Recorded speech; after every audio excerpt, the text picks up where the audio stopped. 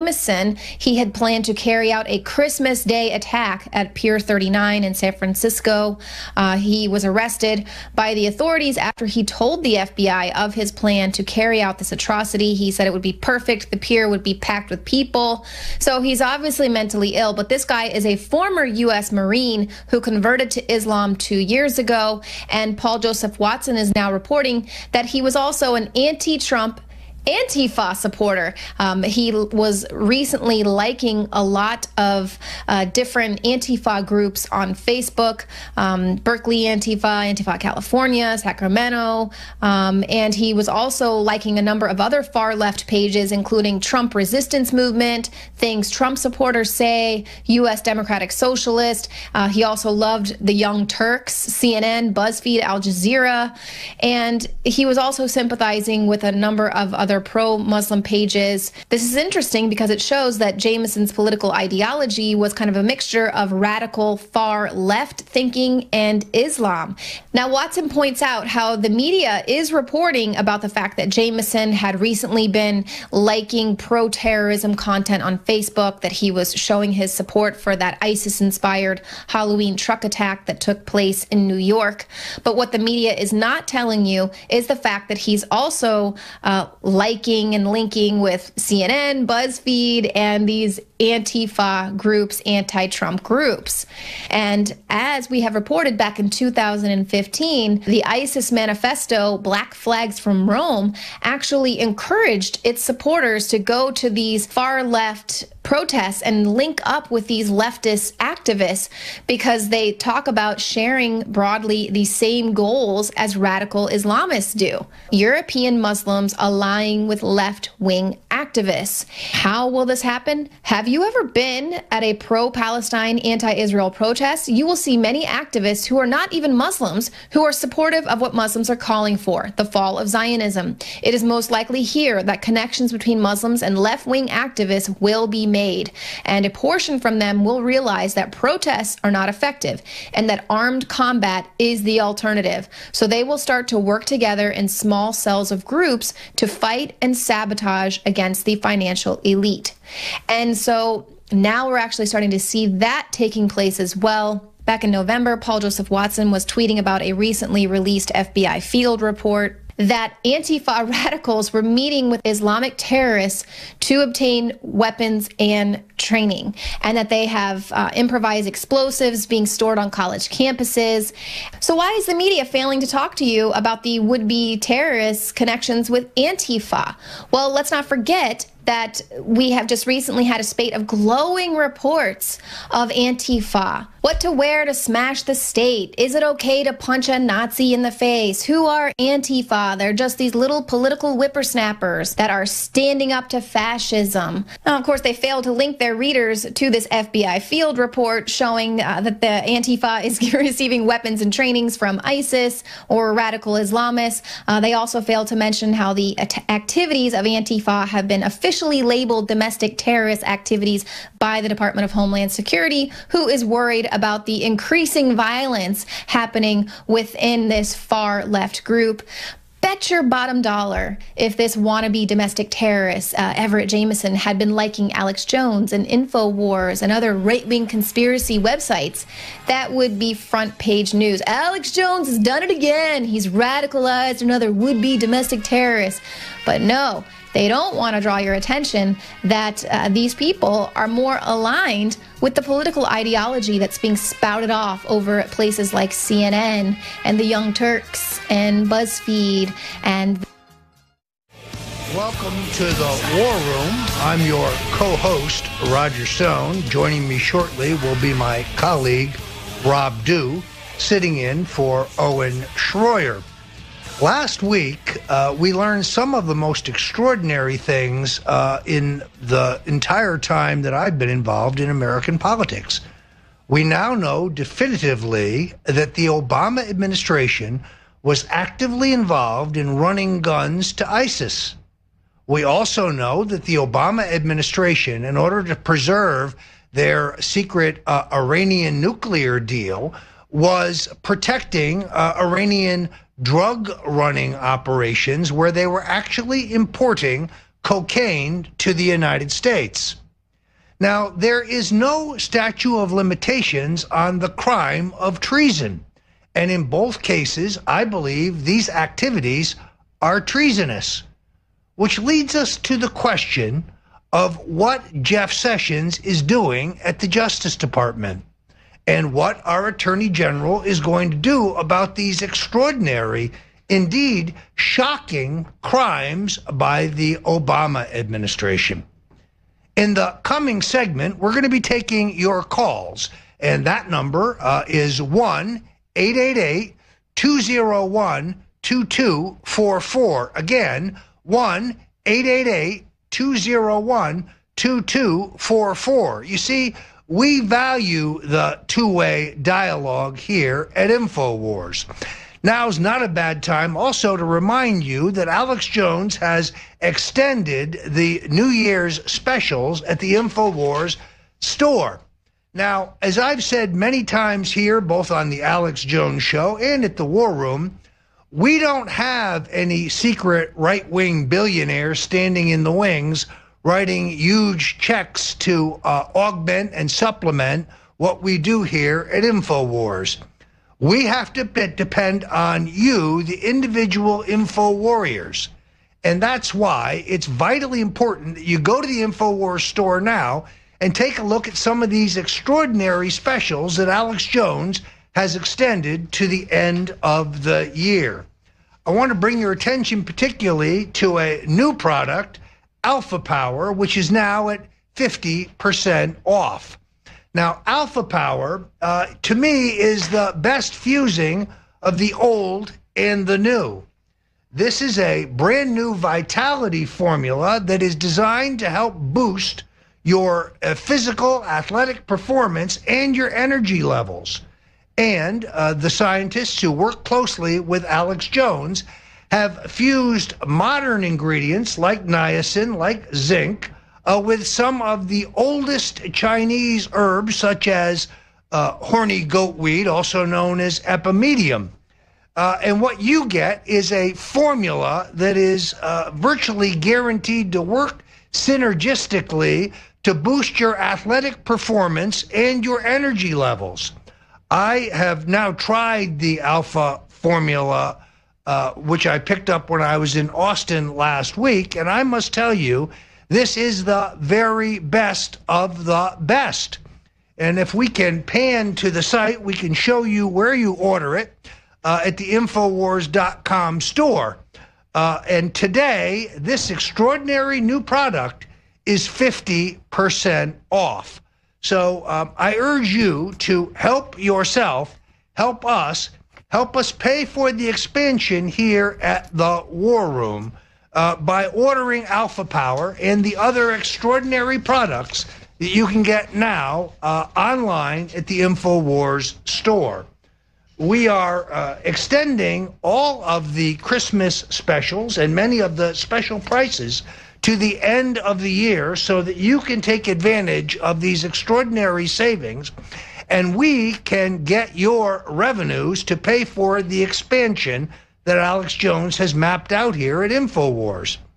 When I was in Austin recently, I toured the new state-of-the-art studio that's being built there.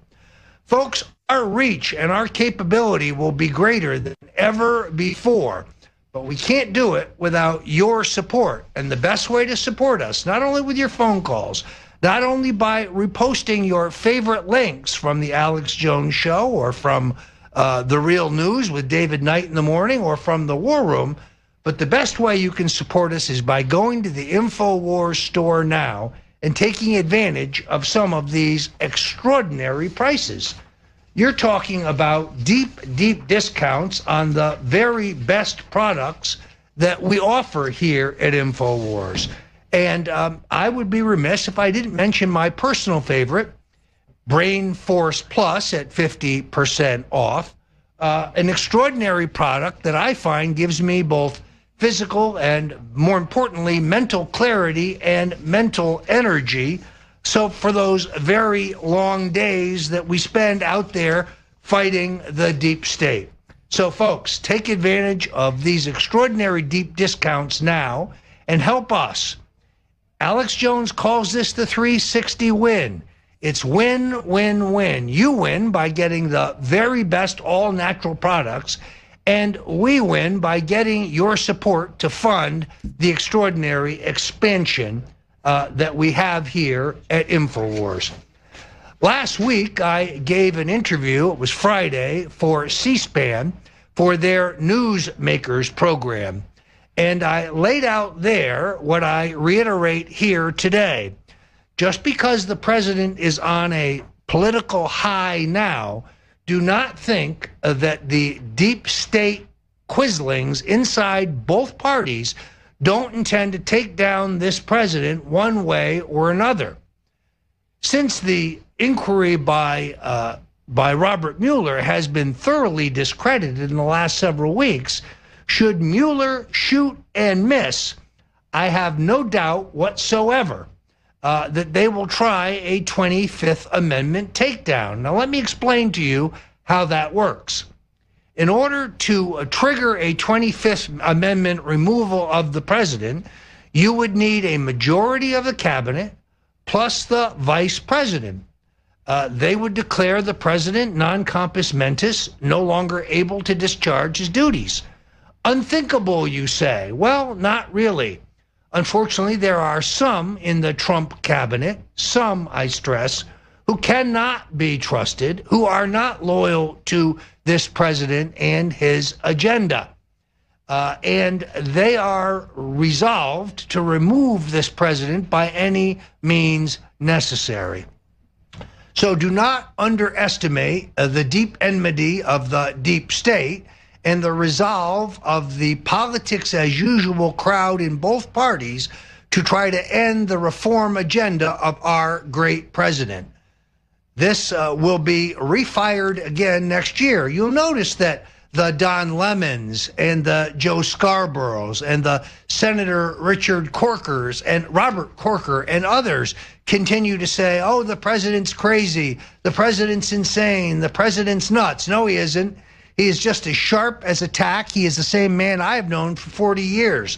But watch for the uptick in this kind of commentary after the first of the year, when the deep staters move to Plan B, a 25th Amendment strategy. You heard it here first on InfoWars. It's just as true today as it was 3 weeks ago. Just because the president has the wind now to his back with a historic tax cut does not mean that the deep staters will give up in their resolve to undo the results of the last election. If I sound like Paul Revere here, I'm doing it on purpose. If I'm trying to strike a warning, yes, that is the goal. The deep state will never get over the president's historic upset election.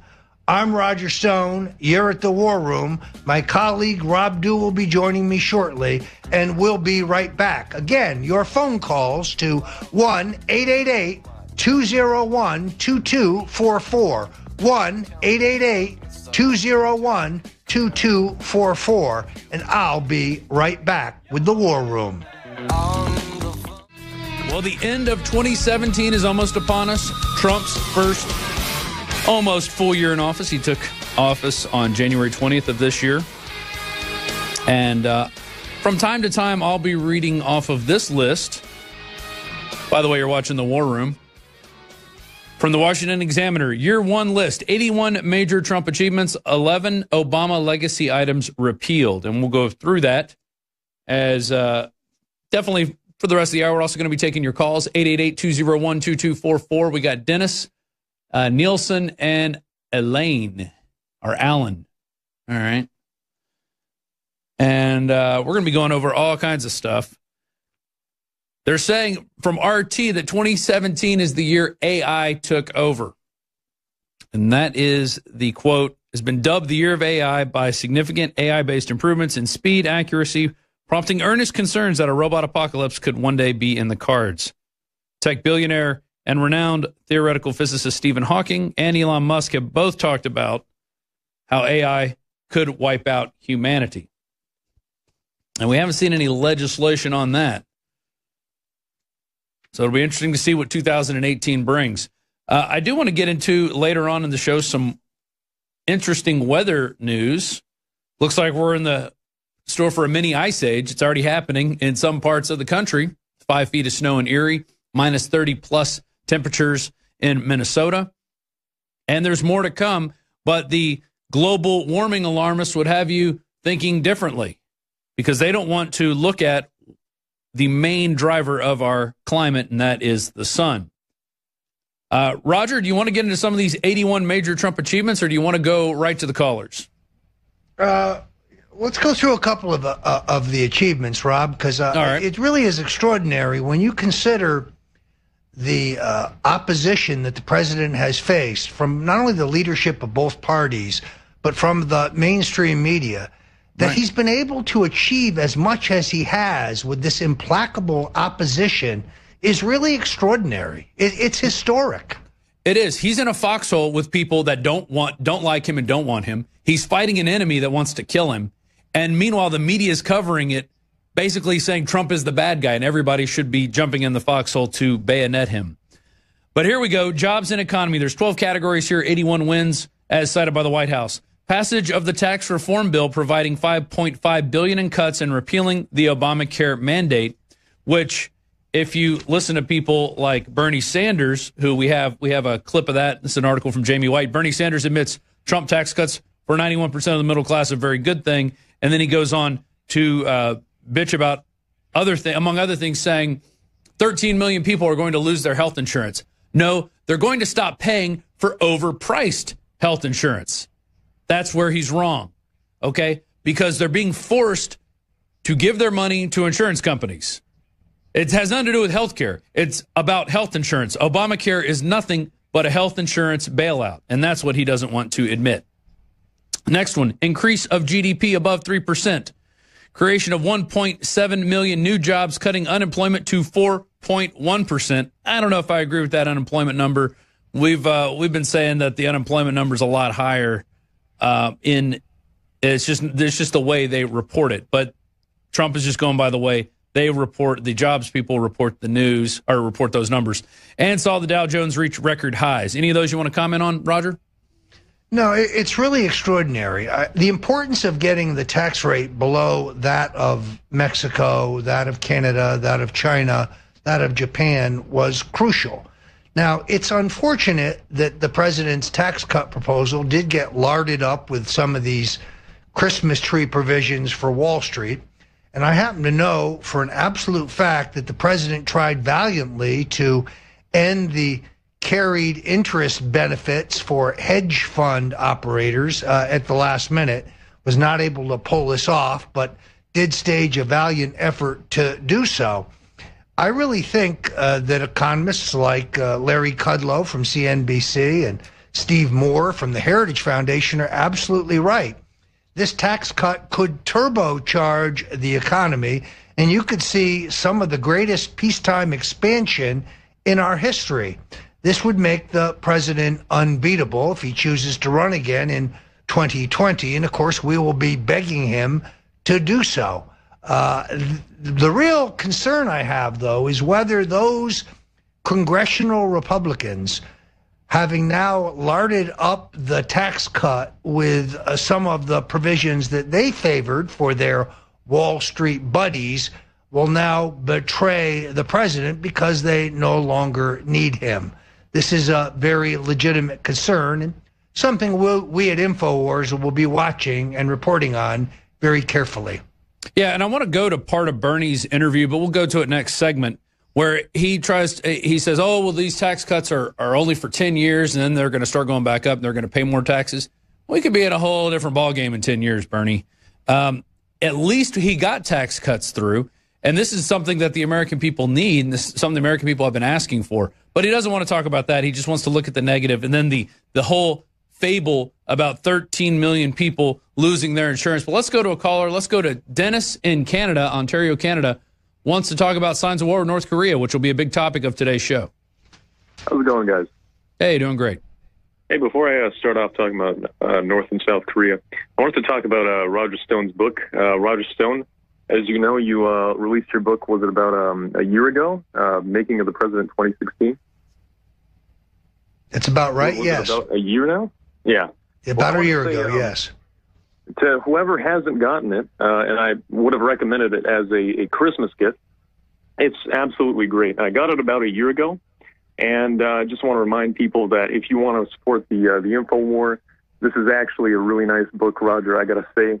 And I've tried to call you before, but I never get the chance to because of school and all that. But I really wanted to comment on your book first. Like, a lot of good content, talks about the 2000 Trump candidacy. And it also has some very nice photographs that you wouldn't otherwise see, some exclusive photographs. And I wanted to just say, great book, and highly recommend it to anyone. Anyways, I wanted to talk about... That's very kind. I appreciate that very much. I'm very proud of this book because I put it together between the Republican National Convention in Cleveland and Election Day. You can get it today at the InfoWars store at a great price. It's $19.95. And as I said about a week ago, if they succeed in taking down our president through some illegitimate coup d'etat, I would be forced to write a book entitled The Unmaking of the President. But that is not my plan. That is not my intention. In fact, I think the president will outwit the deep staters that seek to end his presidency.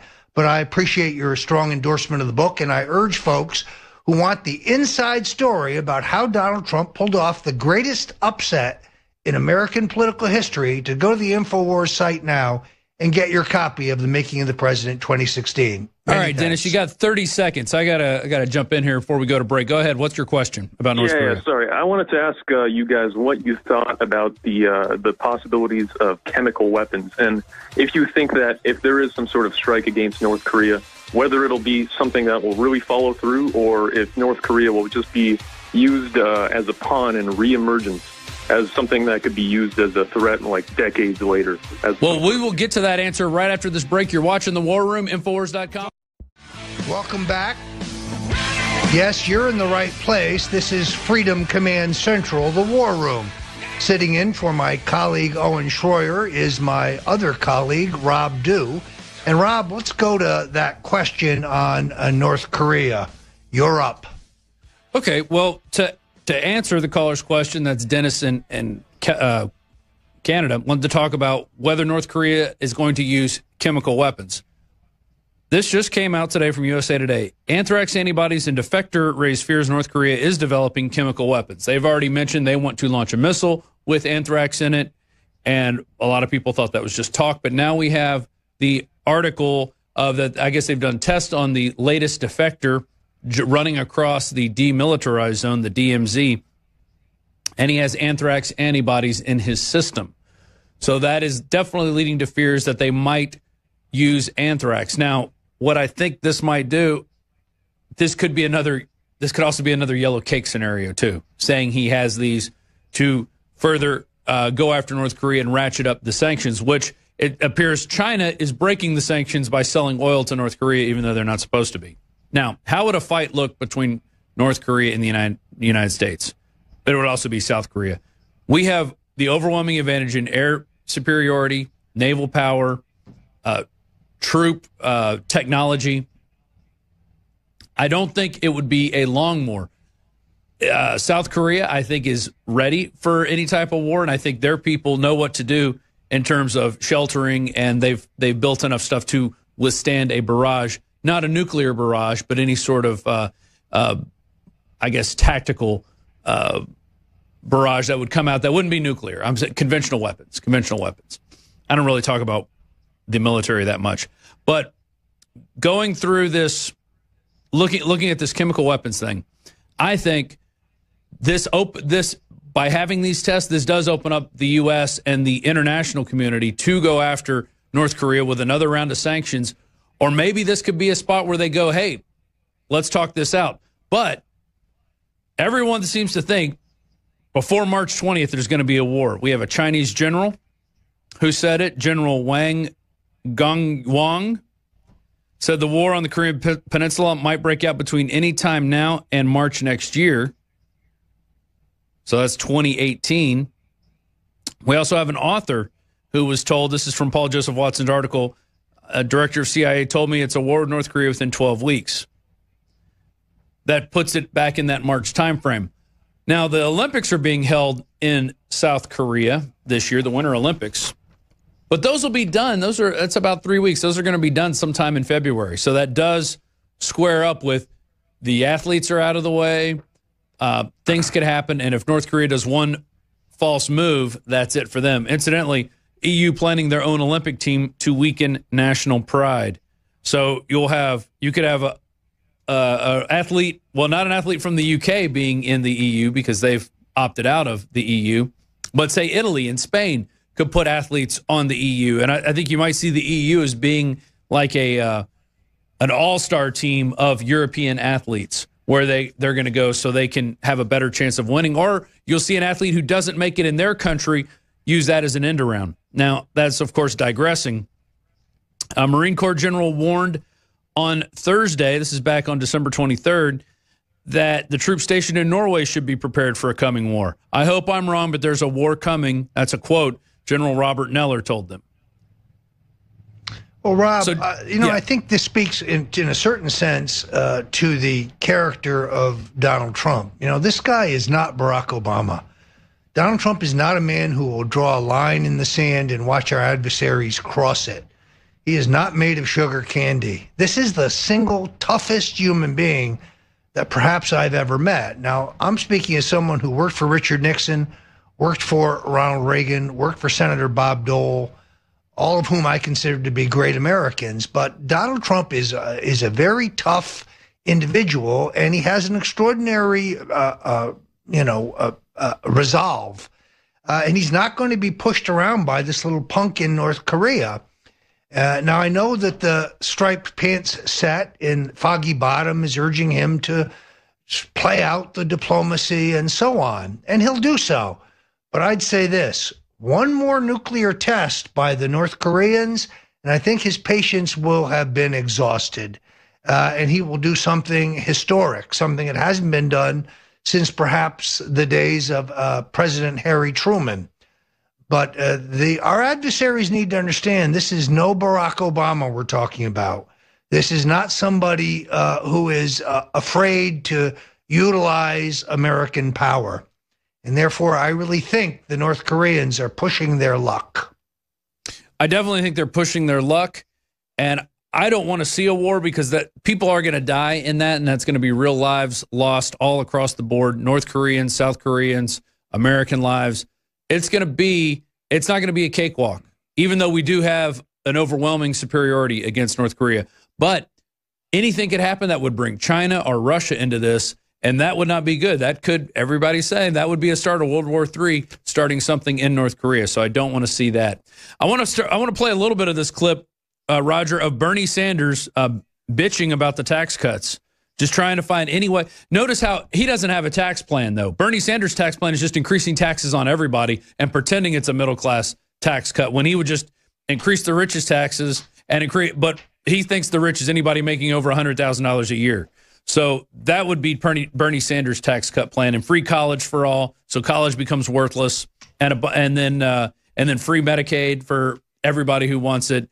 Just opening up the floodgates for the entitlement class. But here's Bernie Sanders bitching about the Trump's tax cut on CNN. I understand you're not a fan of the tax bill. You don't like the large corporate tax cut, and you're not happy with the tax cuts for the wealthy. But according to the Tax Policy Center, next year, 91% of middle-income Americans will receive a tax cut. Isn't that a good thing? Yeah, it is a very good thing, and that's why we should have made the tax breaks for the middle class permanent. But what the Republicans did is made the tax breaks for corporations permanent, the tax breaks for the middle class temporary, and according to the Tax Policy Center, that same organization, at the end of 10 years, 83% of the benefits go to the top 1%, 60% of the benefits go to the top 1/10 of 1%.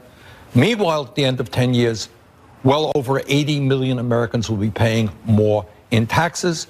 13 million Americans, as a result of this legislation, are going to lose their health insurance. Healthcare premiums are going up. We got a $1.4 trillion lose deficit their health insurance as a result of this bill. And Paul Ryan is going around saying, oh, we have to offset that deficit by cutting Social Security, Medicare, and Medicaid. To answer your questions. Stop for a second. I love how Bernie Sanders is finally concerned about the deficit. Now it becomes a big deal. It wasn't a big deal when we were going to have Obamacare giving a bailout to the insurance companies. It wasn't a big deal then because we had to make people buy health insurance, and which has nothing to do with health care. I wonder if people out there who've had their health insurance tried to use it. Have you ever tried to use your health insurance? It doesn't work very well. It's not designed to work very well. It's designed to give you as little help as you possibly can by making you pay the most that you possibly can. I've survived using health sharing, and I encourage people to look into that. You can look into health sharing accounts. I'm with Liberty Health Share, and we get back about 90% of the money we spend out in healthcare, and you're never going to find an insurance plan that's going to get you anything remotely close to that. Roger, you have anything you want to say to Bernie Sanders before we go to break? Yeah, this is essentially the same argument that Nancy Pelosi was forwarding. In other words, we're concerned about the lack of tax relief 10 years from now. Yeah. Does anyone in their right mind think that the Congress won't extend middle-class tax relief after 10 years of its success? It's a ludicrous argument. The Democrats know they have lost and that this tax cut by the president's going to turbocharge the economy. And you're about to have a boom like the country has never seen.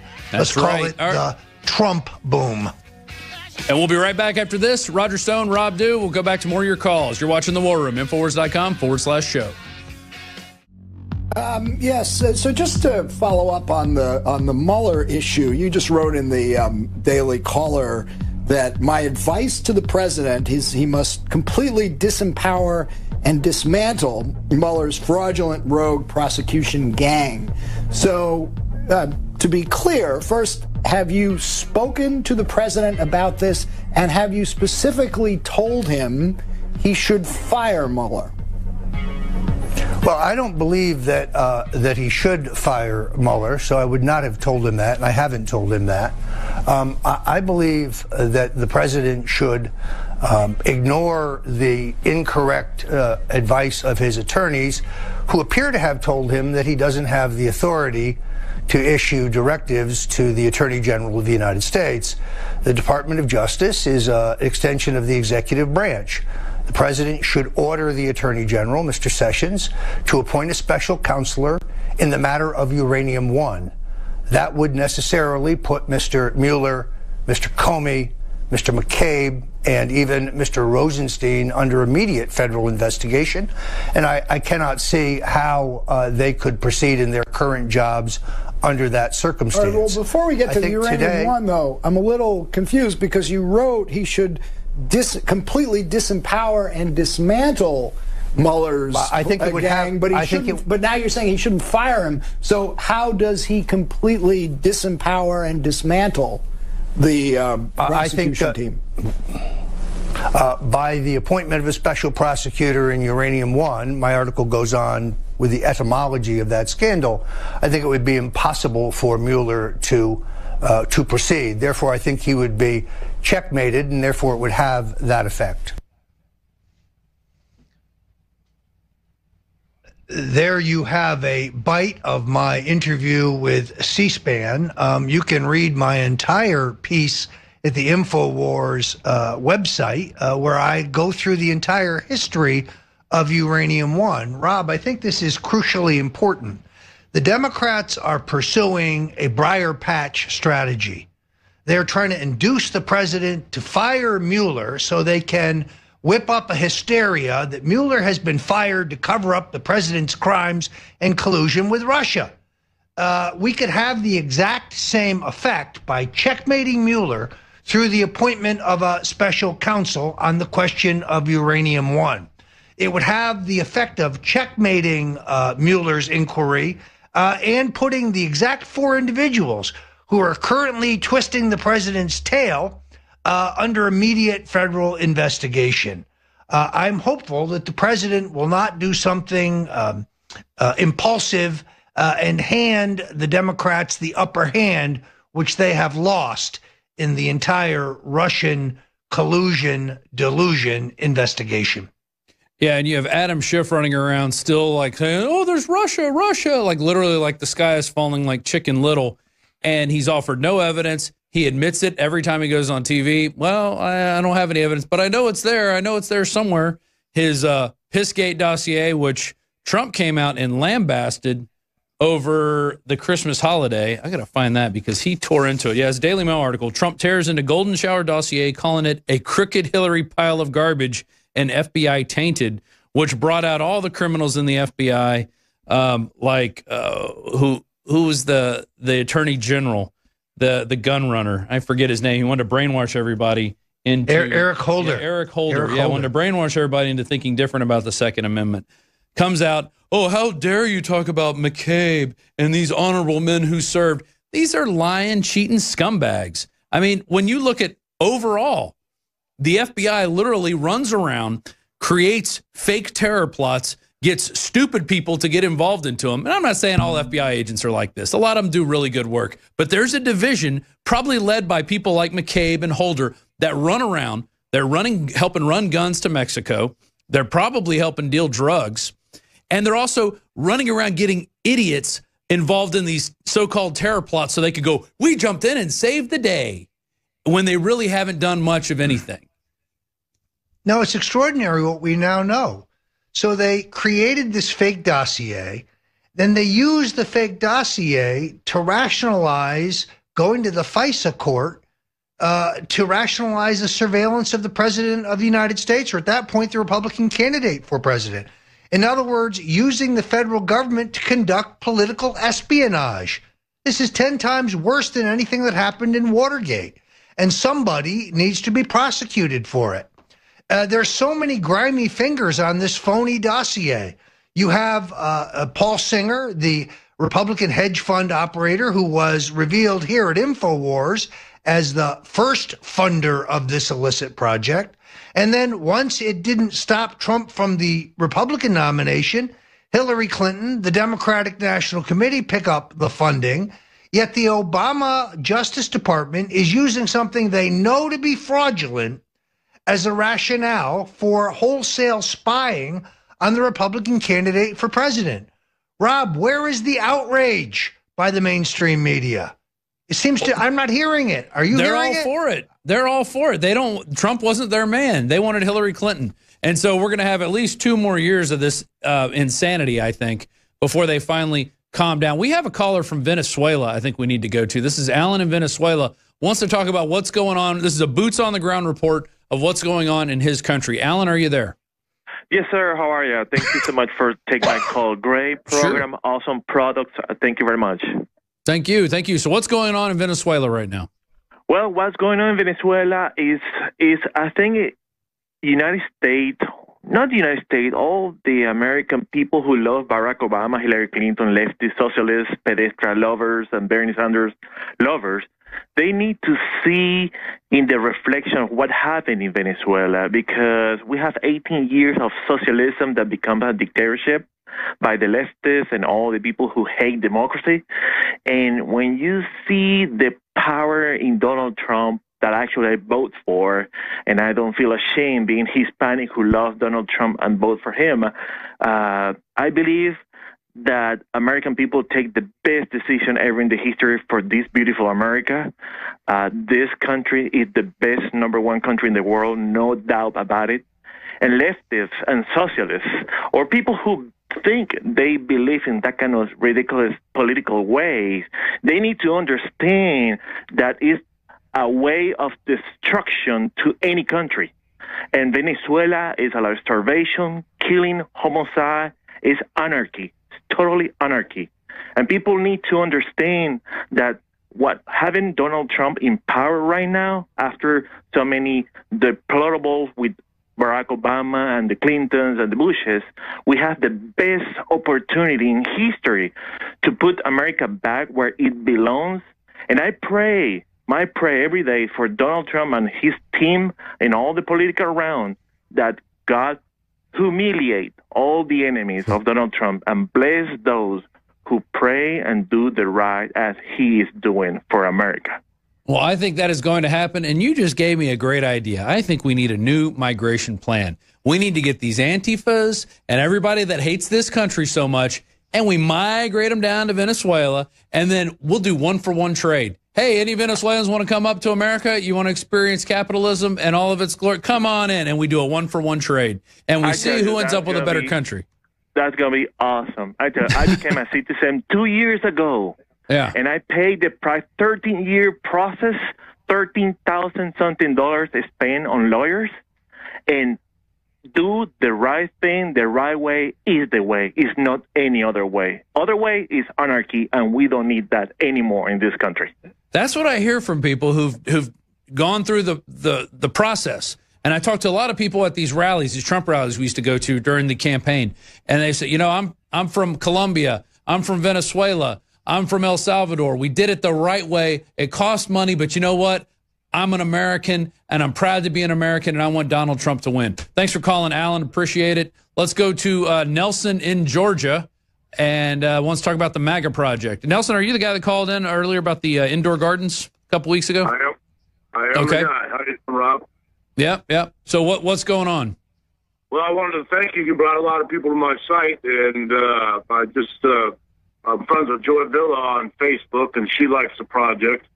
And I just want to reiterate that the only way we're going to save our communities is if we go back the way we were in the 50s when we were all self-sustaining communities and we were healthy.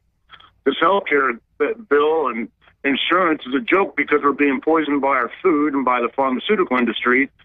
So, I mean, we're getting caught on both ends. They're charging us for poisoning us. Right, exactly. What we really need to do is get control of our food, and then with the state-of-the-art indoor farms, we can get a 1,000-acre yield out of 1 acre of land and guarantee the food 100%. Yep. You know, that's what we need. Nelson, you need to shoot some video. So shoot me some video of what you're doing, where you're building these things, and we'll have you on for an hour to talk about it, because I totally agree with what you're doing. And I'll say this. Our problem in this country is not lack of health insurance, okay? It's lack of health care. We'll be right back. It's the